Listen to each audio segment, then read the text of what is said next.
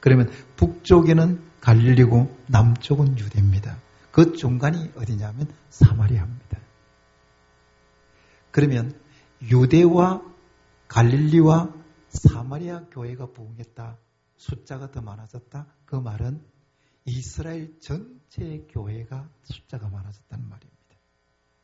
우리 한국으로 이야기하자면 경상도만 교회의 교인 숫자가 많아진 것이 아니라 충청도, 강원도, 전라도 할 것 없이 전국 교회가 다 숫자가 많아졌다는 뜻입니다. 그런데 숫자가 많아졌다는 이 말은 오늘날 한국 교회에서는 듣기가 참 어렵습니다. 교회들마다 숫자가 줄어든다고 아우성입니다. 그래서 교회들이 숫자가 줄어드니까 하나씩 문을 닫고 있는 거예요. 목사님들이 모여서 하는 이야기입니다. 요즘은 교인 숫자가 떨어지지 않고 현상 유지만 하는 것도 목회를 잘하는 것이다 라고 말합니다. 그만큼 한국 교회가 어렵습니다. 한국 교회의 장년 교인이 줄어드는 것보다도 더 심각한 현상은 자라나는 다음 세대라고 하는 어린 아이들과 학생들과 청년들의 숫자가 급격하게 줄어들고 있다는 거예요. 한국 교회의 미래를 낙관적으로 보지 못하는 이유가 바로 여기에 있습니다. 다음 세대가 숫자가 줄고 있기 때문에 한국 교회의 미래를 비관적으로 볼 수밖에 없는 겁니다. 오늘 학생들이 찬양 인도를 했는데요. 요즘 아이들은 이렇게 안 나옵니다. 저런 아이들이 찬양 인도하고 마치면요. 여기에 있는 어른들은 저 아이들을 격려해주고 밥도 좀 사주고 해줘야 되는 거예요. 왜냐하면 저 아이들이 자라나서 한국교회 그리고 좁게 이야기하는 동교의 미래를 책임질 것이기 때문입니다.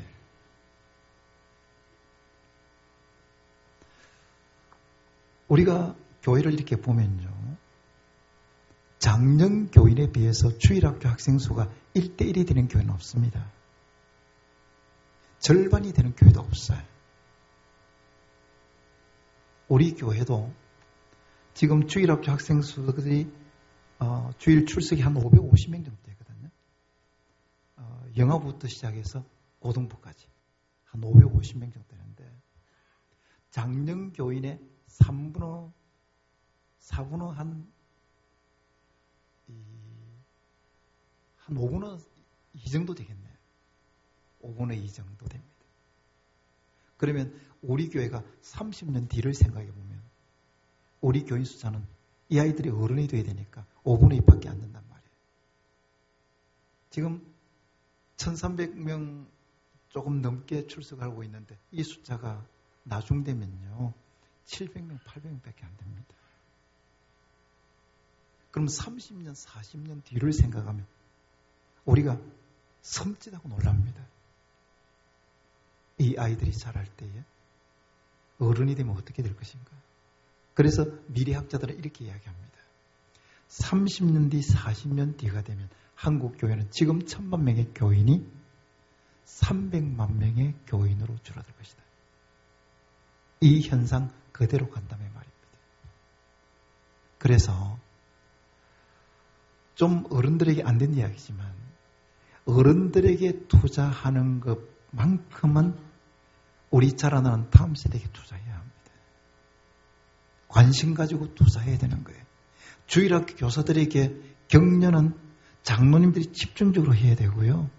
청년들이 보이면 그 아이들을 등을 두들겨 주면서 격려도 하고 위로도 하고 너희들 때문에 우리 교회가 있는 거야 라고 그 아이들에게 자긍심을 가지도록 해줘야 됩니다. 그래야 그 아이들이 교회를 지킵니다. 어떤 교회는 아니 어른들이 돈이 되지 아이들과 뭐 학생들이 무슨 돈이 됩니까?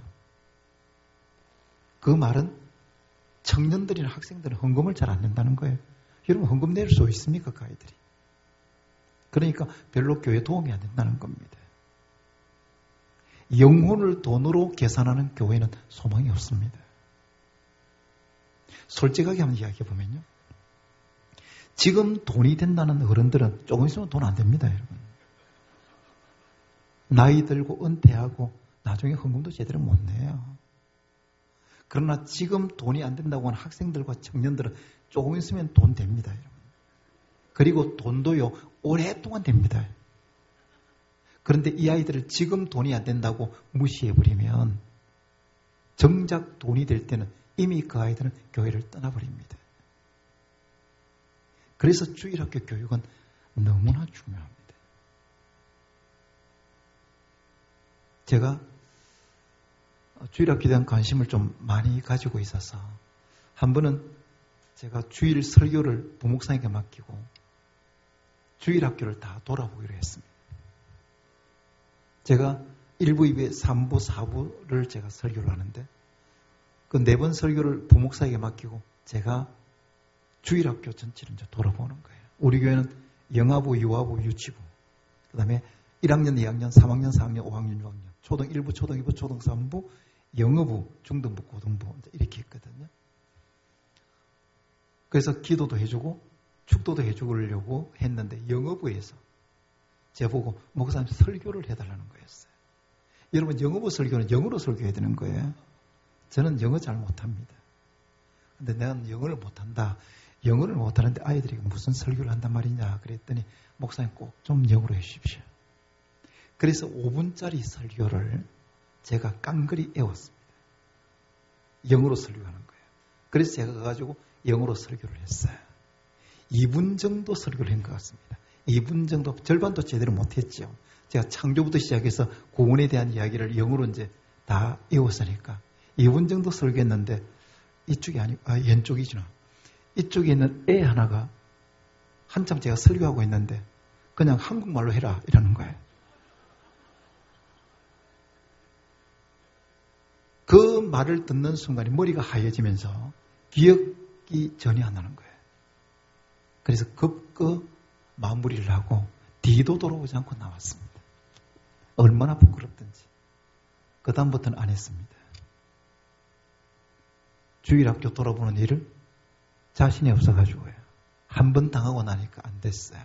그런데 그때 교사들이 어떤 생각을 하느냐면 주일을 비우고 주일학교에 관심을 가지는 담임 목사님 생각하니까 우리가 힘이 난다 그랬어요. 이거 이해가 되죠? 저는 이제 주일학교를 살려야 된다는 쪽이니까 그냥 창피도 당하고 그랬지만 그것이 교사들에게는 교회에 대한 자긍심을 가지게 된 거예요. 아, 우리 교회는 주일학교에 대한 관심을 가진다.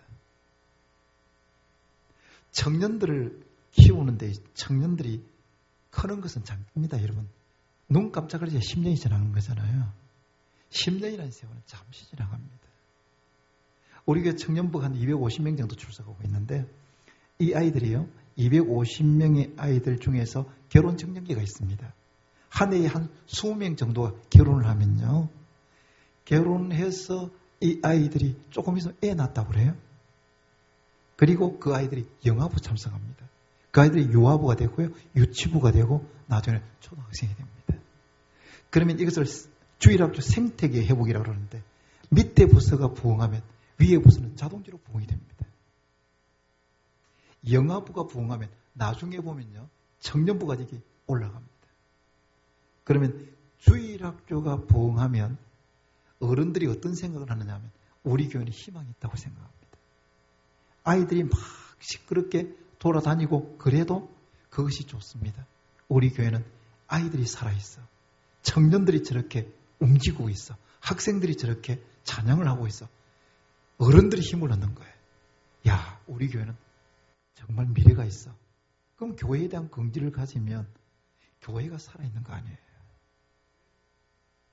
그래서 우리가 어른 세대도 관심을 가져야 되지만 지금 자라나는 다음 세대에 대해서 재정도 지원하고 장로님들이나 권사님들이 좀 아이들의 이름도 기억해주고 그 아이들의 이름을 불러주기도 하고 등도 두들겨주고 그 아이들이 교회를 떠나지 않도록 그 아이들이 교회에 대한 긍지를 가질 수 있도록 관심과 투자를 아끼지 말아야 합니다.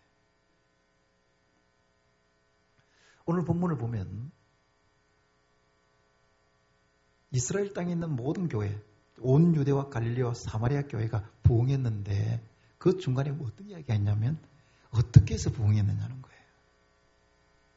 다르게 이야기한다면 부흥의 비결이라고 말할 수 있습니다. 우리가 재직원이라면 교회의 부흥을 위해서라면 어떻게 해야 되는가라는 것을 우리에게 가르쳐주고 있습니다. 첫 번째, 두 가지로 나누면요. 첫 번째입니다. 재직원들은 교회의 부흥을 위해서 평화를 만드는 사람이 되어야 합니다. 영어로 이야기하면 피스메이커입니다. 평화를 만드는 사람이 되어야 되는 거예요. 초대교회는 외적으로는 박해가 많았습니다. 교회가 박해를 당해서 예수 믿는 사람들이 감옥에 갇히고 그리고 죽음을 당하기도 하고요. 그런데 내적으로는 평안했습니다. 내적으로 교회가 평안하니까 교회가 부흥하게 된 거예요. 만일에 교회가 평화를 잃어버리면 교회의 부흥의 꿈도 함께 깨어져 버립니다. 교회당 건물이 좋지 않아도 프로그램이 좋지 않아도 교회가 평화로우면 교회가 부흥할 수 있지만 아무리 교회당이 좋아도 그리고 프로그램이 좋아도 교회의 평화가 깨어지면 교회의 부흥도 깨어져 버립니다. 갈라디아서 5장 15절을 함께 보겠습니다. 우리 본문을 한번 보겠습니다. 갈라디아서 5장 15절입니다. 화면이 있습니다. 다 같이 한번 읽어볼까요? 만일 서로 물고 먹으면 피차 멸망할까 조심하라. 교회 안에서 물고 먹으면 한쪽이 이기고 다른 쪽이 패배하는 것이 아닙니다. 양쪽 다 망합니다. 에베소서 4장 3절을 함께 읽어보겠습니다. 다 같이 한번 읽어볼까요? 평안에 매는 줄로 성령이 하나 되게 하신 것을 힘써 지키라. 평안에 매는 줄로 성령이 하나 되게 하신 것을 힘써 지키라고 이야기했습니다. 빌립보서 4장 2절도 함께 읽어보겠습니다. 다 같이 읽어볼까요? 내가 유오디아를 권하고 순두기를 권하노니 주 안에서 같은 마음을 품으라. 빌립보 교회 여성 지도자들이 서로 다투고 있으니까 바울이 하는 이야기입니다. 주 안에서 같은 마음을 품으라. 예수님께서 대제사장에 기도해서 그들이 하나가 되게 해달라고 했지만 바울도 교회의 평화와 하나됨을 강조했습니다. 교회가 부흥하려면 교회가 평화로워야 된다는 것입니다. 어떤 목사님이 이렇게 이야기합니다. 교회는 양들도 있어야 되지만 염소도 한두 마리 정도는 있어야 된다. 그래야 교회가 정신을 차린다. 이렇게 이야기해요. 여러분 일리가 있는 말 같지요? 그러나 전혀 성경적인 말이 아닙니다. 그러면 그 목사님의 말대로라면 염소는 누가 되어야 됩니까? 장로님이 되어야 됩니까? 권사님이 되어야 됩니까? 제가 목회를 해보니까요. 양들만 있어도 목회하기 힘듭니다. 그에 염소까지 있으면 어떻게 목회합니까? 못합니다. 저는 교인들에게 이렇게 이야기합니다. 교회에서 트러블 메이커, 싸움을 만드는 사람이 되지 말고 평화를 만드는 사람이 되어야 된다. 이 피스 메이커잖아요. 평화를 만드는 사람이 되어야 된다. 교회에 분쟁이 있는 그 교회의 현장에 가보면 반드시 분열의 중심에 서 있는 사람이 있습니다. 그리고 분쟁을 만드는 사람이 있는 거예요. 그 사람 정말 불행한 사람입니다. 하나님의 복을 받지 못해요. 유명한 신학자 어거스틴은 본질적인 것에는 일치를, 비본질적인 것에는 관용을, 그리고 모든 것을 사랑으로라고 했습니다. 교회가 싸워야 된다면 본질을 가지고 싸워야 된다는 거예요. 다시 말하자면 진리 문제를 가지고 싸워야 된다는 거예요. 그런데 대부분의 교회의 분쟁이 비본질적인 것을 가지고 싸웁니다. 한 사람의 자존심과 한 사람의 체면 때문에 교회에 분쟁이 일어나는 겁니다. 그것 때문에 교인들이 상처받고 그것 때문에 교인들이 교회를 떠납니다. 가정이 아무리 큰 집에서 살고 돈이 많아도 가족 간의 관계가 좋지 않으면 행복하지 않습니다. 교회도 마찬가지예요. 교인들과의 관계가 좋지 않은데 교인들이 서로 싸우는데, 교회 지도자들이 서로 싸우는데 그게 무슨 행복이 있겠습니까? 옛날에는 교인들이 교회를 지켰습니다. 싸워도 끝까지 지켰습니다. 그러나 요즘은 교회 지도자들이 싸우면 그냥 교회 떠납니다. 미련 없이 떠납니다. 그 상처받은 교인들, 그 떠나는 교인들, 그들의 그 아픔을 누가 책임져야 됩니까? 자존심, 체면, 그걸 지키겠다고 교회에 분쟁을 일으키는 사람들이 책임을 져야 되는 거죠. 제가 교회에 목회를 해보니까 무엇 때문에 교회 분쟁이 일어나느냐 하면 말 때문에 그래요. 말을 예쁘게 하지 않아요. 다른 사람에 대해서 말할 때 좋게 말하는 습관을 계속 가져야 되는데 말이 굉장히 거칩니다. 그리고 늘 비난의 말이 있어요. 그러다 보니까 그 말을 들으면 또 상대방이 그 말을 들으니까 계속 악순환인 거예요. 그래서 우리는 다른 사람에 대해서 말할 때는 좋게 말하는 습관을 가져야 합니다. 한번 따라합시다. 다른 사람에 대해서 말할 때 좋게 말합시다. 자, 옆 사람에게 당신에 대해서 말할 때 앞으로 좋게 말하겠습니다.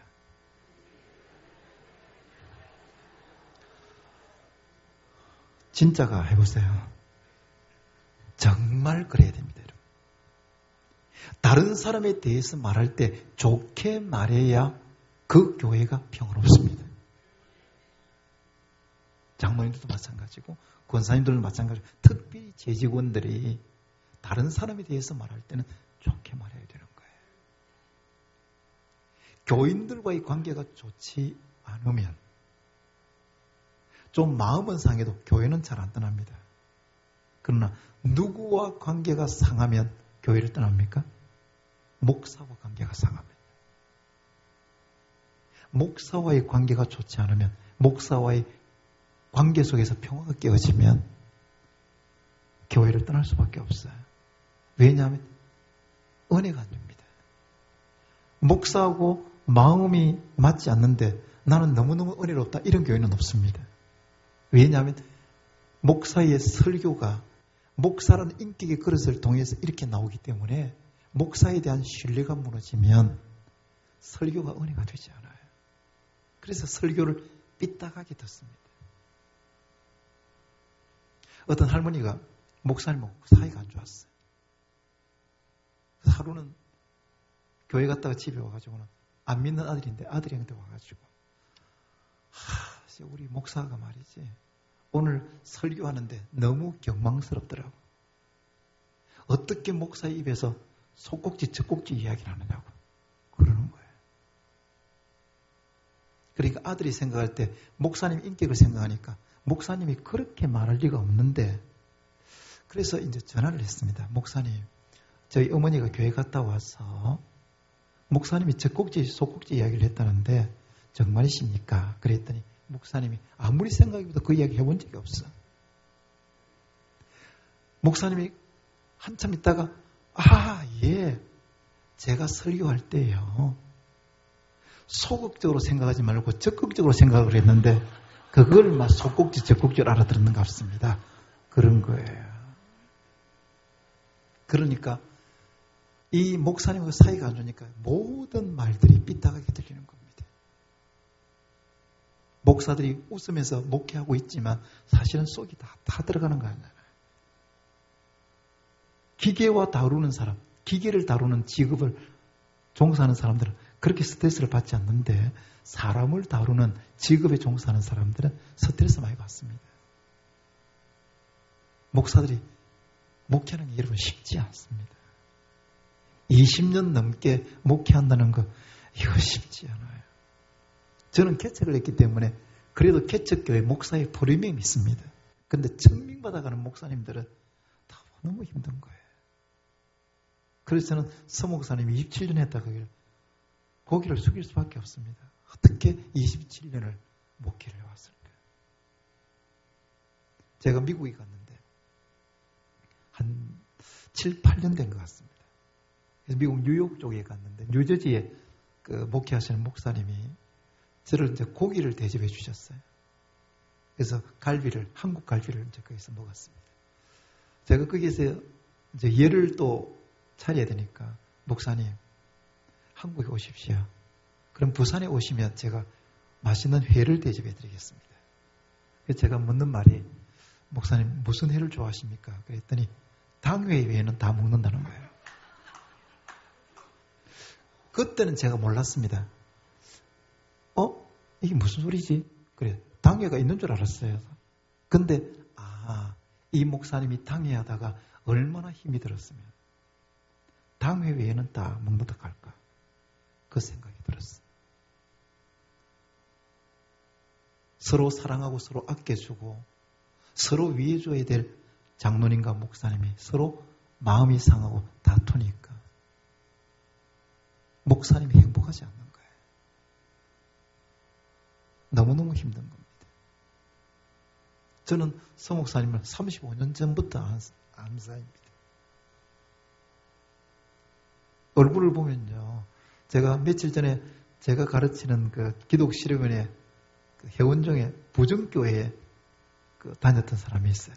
그때 우리 서 목사님이 부정교회 교역자였는데 늘 이 받는 느낌이 늘 따뜻하다는 거예요. 따뜻하다는 거죠. 그 목사님 너무 따뜻하다고. 목사님은 외유내강인이잖아요. 참 유하기는 유한데 우리 교단을 바로 세운 때 앞장섰던 목사님이잖아요. 참 귀한 분입니다. 그런데 목사님은 좋은 교인이 없으면 목회 못합니다. 목사님이 27년 동안 목회할 수 있었던 것은 여러분이 목사님을 사랑하고 존경했기 때문입니다. 저도 은퇴를 앞두고 있는데 저도 이제 우리 교회 목사 청빙 강구도 했고 이제 청빙을 해서 제가 목회 은퇴하려고 그러거든요. 그래서 목사님이 은퇴하는 그 마지막까지 여러분의 존경과 지금까지 계속 해오셨던 사랑을 담아서 표현해야 합니다. 또 새로이 후임이 들어오면 그 후임 목사도 전임 목사님과 비교하지 말고요. 사랑과 존경을 표해야 합니다. 목사님과 관계가 좋으면 여러분이 신앙생활을 행복하게 할 수 있습니다. 교회생활을 행복하게 할 수 있는 거예요. 우리 동원교회는 교인과 교인이 서로 사랑하는 평화로운 관계, 그리고 목사님과 교인이 서로 사랑하고 존경하는 그 평안한 관계, 그것을 통해서 평화로운 교회로 평안한 가운데 부흥하는 교회가 될 수 있기를 축원합니다. 그 일에 재직원들이 평화를 만드는 사람이 될 수 있기를 축원합니다. 그 다음 두 번째입니다. 다시 본문을 한번 띄워보겠습니다. 다시 본문을 띄워볼게요. 다 같이 한번 읽어볼까요? 그리하여 온 유대와 갈릴리와 사마리아 교회가 평안하여 든든히 서가고 주를 경외함과 위로로 진행하여 성령의 위로로 진행하여 수가 더 많아진지라. 뭐로 진행하여요? 성령의 위로로 진행하여. 그러면 성령의 위로라는 말에 여러분 성경에 번호가 있는데 거기에 보면 성령의 후원으로라고 되어 있어요. 이 후원이란 말은 도움으로라는 뜻입니다. 교회의 부흥은 성령의 도움이 있어야 된다는 거예요. 교회가 부흥하느냐 부흥하지 않느냐는 성령의 도움이 있느냐 없느냐에 달려있는 것이지 목사의 능력에 달려있는 것이 아니라는 말입니다. 그래서 성령의 도움이 있어야 되기 때문에 재직원들은 성령의 도움을 구하면서 기도해야 된다는 사실입니다. 스가랴 4장 6절을 함께 읽어보겠습니다. 스가랴 4장 6절입니다. 다 같이 읽어볼까요?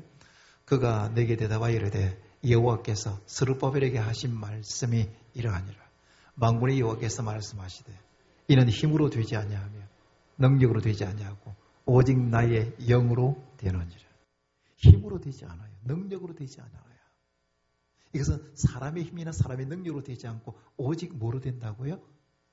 하나님의 영으로 된다는 겁니다. 그럼 성령으로 된다는 거잖아요. 여러분, 우리가 지금까지 인생을 살아왔습니다만 우리 마음대로 되는 것이 있습니까? 많이. 저는 제가 살아오면서 가장 안 되는 게 자식 문제였습니다. 저는 딸이 하나 있는데 지금 시집 가가지고 지금 임신했다고 어제 연락이 왔습니다. 딸이라고 이미 임신을 했고 딸이라고 이제 이야기를 해요.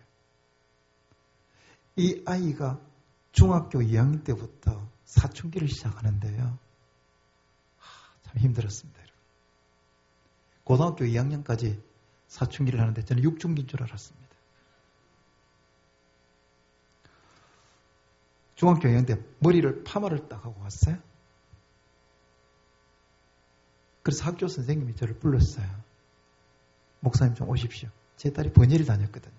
그럼 번예에는 제 제자도 있고 다 있는데 제가 가니까 그 선생님이 목사님에게 쓰십시오. 아이를 잘 키우겠다고. 와, 그 부끄러운 것은 이루 말할 수가 없습니다. 제가 그때 마음이 좀 상했습니다. 이분도 교회를 다니는 사람인데 어떻게 목사에게 이런 걸 쓰라 그럴까 이런 마음이 들었어요. 근데 그분이 1년 뒤에 우리 교회 등록해서 지금 우리 교회 집사입니다. 조금 지나니까 귀에 구멍을 뻥 뚫었어요. 귀고리를 이 정도 크게 했어요. 제가 아이를 야단 안 쳐봤겠습니까? 매도를 안 들어봤겠습니까? 달려보지 않았겠습니까? 당근과 채찍을 다 동원했는데 아이는 제 마음대로 안 됐습니다. 아이는 반항하고 너무 힘든 거예요. 그런데 오직 할 수 있는 것은 하나님 앞에 기도하는 것밖에 없었어요. 하나님, 내 힘으로는 도저히 안 됩니다. 내가 다 해봤는데 이건 도저히 안 됩니다. 하나님께 맡기고 기도할 수밖에 없습니다. 하나님 좀 도와주십시오. 그런데 교인들이요, 목사 딸이 그렇다고 제가 강대상에서 이야기하면서 제 딸이 이렇습니다 이러면 교인들이 같이 아파야 되죠, 그잖아요. 그런데 참 교인들이 위로를 받는 거예요. 목사 딸도 별 수 없구나. 그 생각을 가지는 것 같았어요. 이 교인들이 위로받는 거예요. 목사 딸이라고 다 잘 되는 게 아니구나. 그런 생각을 교인들이 가지는 것 같습니다. 근데 이 아이가 고등학교 2학년 말 3학년 초 정도 되니까 공부를 하기 시작하는데 완전히 공부에 미쳐버렸어요. 그래가지고 저는 대학도 제대로 못 들어가지 못할 줄 알았는데 서울에 있는 대학에 들어갔어요. 서울대가 아닙니다. 예, 서울에 있는 대학에 들어갔어요. 딸이 하나잖아요. 얘가 서울에 갔으니까 제가 얼마나 보고 싶겠습니까? 그래서 제가 문자를 보냈습니다. 딸아, 네가 서울에 가서 너무 섭섭하다. 내가 이럴 줄 알았다면 부산에 있을 때 좀 더 잘해줄 걸 그랬습니다. 그러니까 딱 한 문장 답이 왔습니다. 후회되지? 그러는 거예요. 제가 그 글을 보고 너무 고마웠습니다. 왜냐하면 지금까지 사춘기 기간 동안에 아빠하고 대화도 제대로 되지 않았어요. 늘 반항했습니다. 그런데 이제는 이런 농담을 할 수 있을 정도로 관계가 회복된 거예요. 제가 한 거 없습니다. 제 교육 방법이 전혀 안 통했습니다. 하나님께 기도한 것밖에 없는데 하나님께서 성령이 역사하시니까 아이가 변하더라고요. 신앙생활 잘하고 그리고 지금 결혼해서 살고 있습니다. 교회의 부흥도 마찬가지입니다. 교회의 부흥은 아주 좋은 프로그램이 달려있는 게 아닙니다. 하드웨어라고 하는 이 예배당 건물이 달려있는 게 아닙니다. 아무리 웅장하고 화려한 건물이고 그리고 아무리 프로그램이 좋다 할지라도 성령께서 역사하지 않으면 교회의 부흥은 이루어질 수가 없습니다. 성령의 도움이 있어야 된다면 당연히 기도해야 되는 거죠. 그래서 레론드 레이븐 힐이라고 하는 사람이 이렇게 이야기합니다. 교회의 부흥이 지체되는 이유는 기도하지 않기 때문이다. 교회가 부흥의 조건을 다 갖추었다고 할지라도 교인들이 성령의 도움을 구하며 기도하지 않으면 그 교회는 부흥하지 않는다는 거예요. 그러면 제 직원들이 어떻게 해야 되는 것입니까? 교회의 부흥을 위해서 우리 힘으로 안 됩니다. 하나님. 우리의 능력으로 안 됩니다. 성령 하나님께서 도와주십시오. 라고 부단히 기도해야 되는 거죠. 교회의 부흥은 안 믿는 사람이 교회로 들어오는 거잖아요. 저는 우리 교회가 부흥했다고 이야기를 하지 않아요. 왜냐하면 다른 교회에서 신앙생활을 하다가 들어온 수평이던 교인이 많기 때문에 제가 다른 데 가서 우리 교회는 크게 부흥했습니다. 저는 그 이야기 하지 않습니다. 저는 부흥이라고 생각하지 않기 때문입니다. 믿지 않는 사람이 예수 믿고 구원받아야 그것이 진정한 부흥입니다. 그런데 한 영혼이 하나님께로 돌아와서 구원받는 것은 이거는 엄청난 사건입니다. 아, 저 사람 구원받았네. 그렇게 가볍게 느낄 것이 아니라 한 영혼이 구원받는다는 것은 사탄의 속박 가운데 있는 영혼이 해방되어서 하나님의 그 그늘 속으로 들어오는 거잖아요. 즉 하나님의 백성이 되는 거잖아요. 그러면 영혼이 변화된다. 이것을 어떻게 인간의 능력으로 가능하겠습니까? 기도해서 성령의 도움으로 말미암아 그 영혼의 변화가 이루어져야 비로소 구원이 이루어지게 되는 거지. 저는 제 집사람이 믿지 않는 가정에서 신앙생활을 하던 자매였습니다. 근데 제가 결혼할 때에도 장인어른은 결혼식에 참석하고 단 한 번도 교회를 나온 적이 없어요. 80세까지, 75세까지 단 한 번도 교회에 발을 디딘 적이 없습니다. 예배당에서 결혼식을 했기 때문에 그때 잠시 예배, 결혼식에 참여했던 그거 외에는 없어요. 장모님은 해운대에 있는 해운정사라고 하는 절에 독실한 불자였습니다. 16년 동안을 절에 다녔던 사람입니다. 근데 제가 개척한다고 하니까 다른 사람은 다 말리는데 장모님이 좋아하는 거예요. 왜냐하면 사위가 새로운 사업을 시작하는 줄 알고 너무너무 좋아하더라고요. 제가 개척을 하니까 장인어른이 장모님을 교회 보냈어요. 장모님이 주일마다 교회 나오는 겁니다. 그리고 1일과 15일은 절에 가고요. 주일은 교회 오고 1일과 15일은 절에 가고. 그래서 이 장모님의 신앙심이 어디에 있는가 그걸 알려면 1일과 15일이 주일과 겹칠 때 어디로 가는가 보면 압니다. 근데 반드시 절로 갔어요. 반드시 절로 갔습니다. 그러니까 신심은 이 절에 있는 것이고 교회에 오는 것은 사위 사업을 도와주는 거였습니다. 그런데 제가 개척하고 나서 한 10년 정도 지났을까요? 어느 날 장인어른이 교회를 나온 겁니다. 단 한 번도 교회 나오지 않던 사람이 교회 예배 참석을 했어요. 장모님도 같이 왔어요. 그런데 장모님을 보니까 여기에 입술에 전체가 다 터졌어요. 일주일 동안 장인어른과 장모님이 결단하고 이제 교회로 방향을 틀려고 하니까 영적 전쟁이 굉장히 심했던 겁니다. 그러니까 입술 전체가 장모님이 다 쳐져버렸어요. 사탄의 속박 가운데 있는 영혼이 죽게로 돌이킨다. 이거는 엄청난 영적 전쟁입니다. 그 영적 전쟁의 승리에서 나온 전리품이 바로 구원이라는 거예요. 그러니까 구원받은 사람은 점쟁이도, 귀신 든 점쟁이도 잘 모릅니다. 왜냐하면 그 속에 성령이 계시기 때문입니다. 구원받은 사람 속에는 성령이 계시는 거예요. 그러니까 귀신 든 점쟁이도 구원받은 사람의 점괘는 나오지 않습니다. 한 6년 전에 우리 교회 김진홍 목사님이 부흥회로 오셨어요. 부흥회로 오셔가지고 이제 간증을 하는데 이렇게 이야기하는 겁니다. 남양만에서 개척을 했는데 개척하면서 이제 이 동네를 둘러보기 위해서 동네를 구행하다가 어떤 집에 가니까 무당이 구슬을 하더라는 거예요.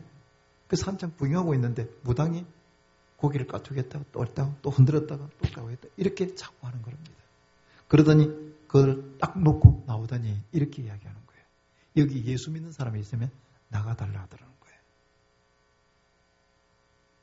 보니까 김진홍 목사님이 자기밖에 없는 줄 알고 미안합니다. 내 저 밑에 교회 목사인데 동네 한번 둘러보기 위해서 왔다가 여기 구경했었는데 방해가 됐다면 이해하십시오. 제가 가겠습니다 하고 왔습니다. 그런데 몇 개월 뒤에 이 김진홍 목사님 개척한 교회에 5 식구가 가장하고 가족들 5명이 등록을 한 겁니다. 저는 개척을 해봤기 때문에 알잖아요. 제가 4식구로 개척을 시작했는데 개척을 했을 때에 한 주일에 5명이 등록하면 목사 좋아서 넘어갑니다.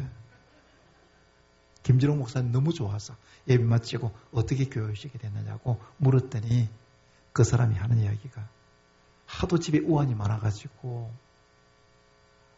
구다로 갔더니 무당이 하는 말이 당신 집에 우환은 굿을 해야 될 우환이 아니라 교회 가야 될 우환이라는 거예요. 그러면서 교회도 저 교회 가라 하더라는 겁니다. 그래서 등록했다는 거였어요. 몇 개월이 지났습니다. 길을 가다가 이 김진홍 목사님이 무당을 만났어요. 이런 무당하고 목사하고 만나면 할 말이 별로 없습니다. 우리 교회 집사님 아들하고 그리고 범어사 바로 직계 암자의 신도의 회장 딸하고 결혼을 했어요. 허심장에서 결혼했습니다. 제가 주례를 했는데 이 신도의 회장이 자기 절에 있는 주지스님을 저한테 소개하는 거예요. 우리 교회 절에 주지스님입니다. 근데 제가 손을 이렇게 내미니까 이 사람은 악수를 안 해요. 이래요. 그러니까 서로 안 통해요. 근데 스님을 만났는데 할 말이 제가 하나도 없었어요. 절은 잘 됩니까? 이렇게 말하지 못하잖아요. 그래서 제가 아무 말도 못했습니다. 그냥 저는 오늘 주례할 정진선 목사입니다. 이렇게 하고 헤어졌어요. 그런데 김진홍 목사님 무당하고 만났는데 할 말이 별로 없는 거 아니에요. 그래서 김진홍 목사님이 하는 말이 지난번에 사람 보내주셔서 고맙습니다. 그랬어요. 사람 보내주셔서 고맙다. 그러니까 무당이 하는 이야기가 같은 업에 종사하는 사람끼리 서로 도와가며 살아야 되지 않겠습니까? 그러더라는 거예요. 여기서 끝이 아닙니다. 여러분. 이건 별로 중요하지 않아요. 마지막 말이 뭐냐면 나도 예수신이 가장 센 줄 압니다. 나도 언젠가는 이거 적고 교회 갈 겁니다. 여러분이 구원받았습니까? 이 구원받은 사건은 엄청난 사건입니다. 왜냐하면 귀신의 세력이 떠나가고 하나님의 영으로 채워졌기 때문입니다. 한 영혼이 구원받았다. 이것은 엄청난 사건입니다. 그 영혼이 구원받는데 어떻게 성령의 도움 없이 되겠습니까? 성령의 도움은 기도로 이루어진다면 기도를 통해서 성령의 도움이 일어나고 결국은 믿지 않는 사람이 예수 믿고 구원받아서 하나님 백성이 되는 것입니다. 교회의 부흥을 원하십니까? 성령의 도움을 구하며 기도하는 재직원들이 될 수 있기를 바랍니다. 말씀을 맺겠습니다. 기독교 역사관의 중요한 전제 중에 하나가 사람이 역사를 이끌어가는 것이 아니라 하나님의 역사를 이끌어간다는 것입니다. 사람이 역사를 이끌어가면 역사 속에서 온 우리의 삶 속에서 우연이라는 것은 존재합니다. 그러나 하나님의 역사를 이끌어간다면 우연이란 존재하지 않습니다. 모든 것은 하나님의 섭리입니다. 내 삶에 어려움이 있습니다. 내 삶에 이것은 너무나 안 좋은 일이라서 마음이 상하기도 합니다. 그러나 그것도 우연이 아닙니다. 하나님께서 뜻을 가지고 우리의 인생에 개입하는 것입니다. 여러분이 동교회에 교인이 된 것 우연이 아닙니다. 여러분의 의지나 결단이 아닙니다. 이거는 하나님의 섭리입니다. 여러분이 동교회에 장로가 되고 안수집사 되고 권사 되고 서리집사가 된 것 이건 우연이 아닙니다. 하나님의 섭리입니다. 고린도전서 4장 2절에서 맡은 자에게 구할 것은 충성이라고 이야기합니다. 여러분은 재직원으로서 충성을 다하되 교회의 부흥을 위해서라면 트러블 메이커가 아니라 피스 메이커, 평화를 만드는 사람이 될 수 있기를 바랍니다. 교회의 부흥을 위해서라면 성령의 도움을 구하며 기도하는 재직원들이 될 수 있기를 축원합니다. 여호와께서 집을 세우지 아니하시면 세우는 자의 수고가 되고 여호와께서 성을 지키지 아니하시면 파수꾼의 깨어있음이 헛되다고 이야기했습니다. 모든 것이 하나님의 손에 달려 있습니다. 그 하나님을 의지하고 부흥의 역사를 계속해서 써내려가는 동원교회가 될 수 있기를 축원합니다. 기도하겠습니다. 하나님 아버지, 오늘 재직원들이 헌신하는 이 예배에 부족원장의 말씀을 전했습니다. 저는 감추어 주시고 하나님의 말씀만이 선명하게 드러나게 주셨습니다. 도움이 되지 않는 것은 기억나지 않게 하시고 꼭 필요한 것은 기억나게 해주셨습니다. 하나님의 영광을 위해서 교회를 위해서 귀하게 쓰임받는 재직원들과 성도들이 되게 하여 주시옵소서. 무엇보다도 교회의 부흥을 위해서 평화를 만드는 재직원들이 되게 하시고 성령의 도움을 구하며 기도하는 재직원들이 되게 하여 주시옵소서.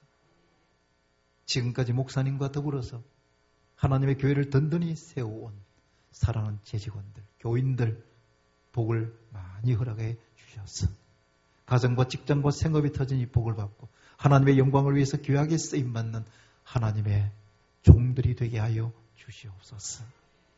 여기까지 인도하신 하나님을 찬양합니다. 예수 그리스도 이름으로 기도하옵나이다. 아멘.